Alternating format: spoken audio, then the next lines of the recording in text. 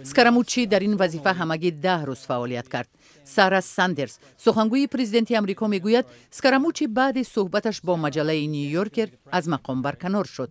دونالد ترامپ گفته است که چنین صحبت‌ها برای یک مقامی بلندپایه مناسب نیست. سخن درباره مطلبی می رود که روز 27 ایول نشر شد و در آن سابق مدیر بخش رابطه با جامعه کاخ سفید با لحنی تند از رینس پریبوس رهبر دستگاه ریاست جمهوری آمریکا و استیو بنن استراتژی اساسی کاخ سفید انتقاد کرد. یک روز بعد از این پریبوس که نیم سال در وظیفه رهبری دستگاه ریاست جمهور کار کرده بود از مقامش دست کشید.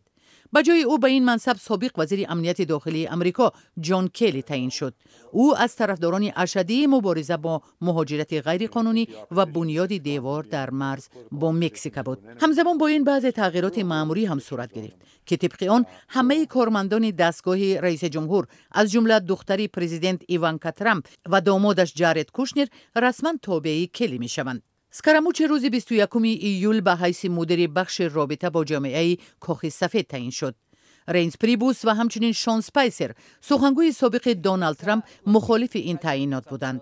شان اسپایسر بعد این تعیینات دفعتاً از مقامش استعفا داد. به نوشته مجله نیویورکر، جان کلی قبل از آغاز فعالیت در مقام رهبر دستگاه ریاست جمهور استعفای اسکراموچی را طلب کرده است.